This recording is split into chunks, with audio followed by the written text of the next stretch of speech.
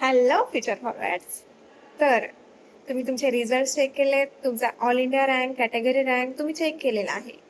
आता सर्वात महत्त्वाचा प्रश्न, की आम्ही नेमकं काउन्सिलिंग कोणतं जॉइन करावं? तर एम-सी-सी काउन्सिलिंग जे एम-बी-बी-एस आणि बी-डी-एस या कोर्सेससाठी केलं जातं. तर यामध्ये ऑल इंडिया गव्हर्नमेंट कॉलेजेस तसेच डीम्ड युनिव्हर्सिटी पार्टिसिपेट करतात. ऑल इंडिया गव्हर्नमेंट कॉलेजेसमध्ये सर्वात टॉपचे कॉलेजेस एम्स, जिपमर तसेच ऑल इंडियामधले गव्हर्नमेंट कॉलेजेस असतात. तसेच डीम्ड युनिव्हर्सिटीज असतात. तर जर तुम्हाला गव्हर्नमेंट कॉलेजला घ्यायचं असेल ॲडमिशन, तर नक्कीच तुमचा स्कोर हाय असला पाहिजे. तसेच जर तुम्हाला डीम्ड युनिव्हर्सिटीजमध्ये ॲडमिशन घ्यायचं असेल, तुमचं बजेट असेल, तर तुम्ही जस्ट क्वालिफाय जरी असाल, तरीसुद्धा तुमचं ॲडमिशन होणार आहे. तिथे असं काही क्रायटेरिया नाही, की आम्हाला खूप हाय स्कोर असला पाहिजे किंवा काही. तुम्ही जस्ट क्वालिफाय जरी असाल, तरीसुद्धा तुमचं डीम्ड युनिव्हर्सिटीमध्ये ॲडमिशन होतं. पण त्यासाठी तुमचं बजेट असणं गरजेचं आहे. तर त्यासाठी 23, 24, 25 लाख पर इयर असं बजेट असावं लागतं. एम-बी-बी-एस कोर्ससाठी. जर बी-डी-एसला ॲडमिशन घ्यायचं असेल, तर 4, 5, 6, 7 लाख असं बजेट असलं पाहिजे ते. तर हे झालं एम-सी-सी काउन्सिलिंगबद्दल. त्यानंतर दुसरं जे काउन्सिलिंग आहे, ते आहे डबल ए ट्रिपल सीचं. डबल ए ट्रिपल सीचं जे काउन्सिलिंग आहे, ते आयुष कोर्सेससाठी ऑल इंडिया लेव्हलला होतं. तर यामध्ये जे बी-एम-एस कॉलेजेस, बी-एच-एम-एस तसेच बी-यू-एम-एस कॉलेजेस आहेत, ते पार्टिसिपेट करतात.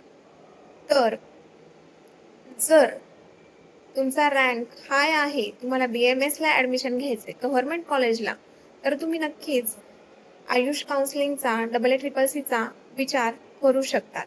यामध्ये डीम्ड युनिव्हर्सिटीज असतात, तसेच जे काही गव्हर्नमेंट कॉलेजेस आहेत, बी-एम-एस, बी-एच-एम-एस, बी-यू-एम-एसचे ऑल इंडिया लेव्हलचे ते असतात. याच्यामध्ये तुम्हाला डिपॉझिट पे करायला लागतं. याची रजिस्ट्रेशन फी अप्रॉक्स 2000 अराउंड असते. तर हे झालं डबल ए ट्रिपल सी काउन्सिलिंगबद्दल. त्यानंतर जे काउन्सिलिंग आहे, ते आहे सी-ई-टी सेलचं काउन्सिलिंग, महाराष्ट्र स्टेटचं, जे सर्वात इम्पॉर्टंट आहे.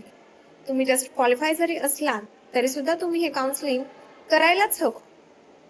तर महाराष्ट्र स्टेटच्या सी-ई-टी सेलच्या काउन्सिलिंगमध्ये एम-बी-बी-एस, बी-एम-एस, बी-एच-एम-एस, बी-यू-एम-एस, बी-डी-एस या कोर्सेससाठी तुम्ही रजिस्ट्रेशन करू शकता. आणि याची जी फीज आहे, ती अप्रॉक्स 1000 असते. यामध्ये तुम्हाला सिक्युरिटी डिपॉझिट असं काहीही द्यायची गरज नाही लागत. तर यामध्ये government colleges, private colleges participate करतात. As compare to MCC counselling आणि double A triple C counselling, CET सेलचा जो कट ऑफ आहे, तो कमी लागतो. तर तुम्ही याचा नक्कीच विचार करायला हवा. तुम्ही जस्ट क्वालिफाय जरी असाल, तरीसुद्धा तुम्ही रजिस्ट्रेशन करून ठेवायलाच हवं. कारण पुढे काय होईल, कसं होईल सांगता येत नाही. त्यामुळे रजिस्ट्रेशन करणं खूप गरजेचं आहे. तर महाराष्ट्र स्टेटमध्येच अजून एक काउन्सिलिंग होते. ती म्हणजे Maharashtra state all India quota counselling. त्याच्यामध्ये जे काही महाराष्ट्र स्टेटमधले प्रायव्हेट कॉलेजेस आहेत, ते पार्टिसिपेट करतात. यामध्ये तुम्हाला 50,000 सिक्युरिटी डिपॉझिट भरायला लागते. तसेच याची फीज 2000 अप्रॉक्स असते. तर तर हे झालं ज्या काउन्सिलिंग प्रोसेसेस चालतात ऑल इंडिया लेव्हलला आणि महाराष्ट्र स्टेटमध्ये त्याबद्दल. पण जर तुमचा मार्क्स किंवा तुमचा जो काही कॅटेगरी रँक आहे, या काउन्सिलिंगमध्ये कुठेच नाही बसत, तर मग तुमच्याकडे अजून ऑप्शन्स आहेत. तर त्यामध्ये जर तुम्हाला बी-एम-एसला ॲडमिशन घ्यायचंय, जर तुमचा स्कोर 200 ते 300 मध्ये आहे, पण महाराष्ट्रामध्ये तुम्हाला ॲडमिशन मिळणार नाही किंवा तुम्हाला डोनेशन खूप लागतंय, तर तुम्ही अदर स्टेटचा विचार करू शकता. तर त्यामध्ये तुम्ही कर्नाटका, एम-पी, यू-पी या स्टेटचा विचार करू शकता. यामध्ये बजेट कमी लागतं. तसेच जर तुम्हाला एम-बी-बी-एसला ॲडमिशन घ्यायचंय, पण तिथे पण तुमचं बजेट नाहीये किंवा तुमचे जे मार्क्स आहेत ते खूप कमी आहेत, तर तुम्ही यूपीचा विचार करू शकतात एम-बी-बी-एससाठी. तिथे जे बजेट जाणार आहे तुमचं, ते 12, 13, 14, 15 लाख पर इयर असं असणार आहे. त्यामुळे अदर स्टेटच्या काउन्सिलिंगने पण तुमचं ॲडमिशन होणार आहे. तिथे पण तुम्ही डॉक्टर बनणार आहात.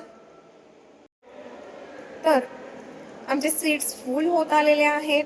तर लवकरात लवकर कॉन्टॅक्ट करा. तुम्हाला अदर स्टेट काउन्सिलिंग करायचं असेल तर अदर स्टेट असा मेसेज करा. जर महाराष्ट्र स्टेटचं काउन्सिलिंग करायचं असेल तर महाराष्ट्र स्टेट असा मेसेज करा. तुम्हाला प्रॉपर गाईडन्स, प्रॉपर सपोर्ट मिळेल.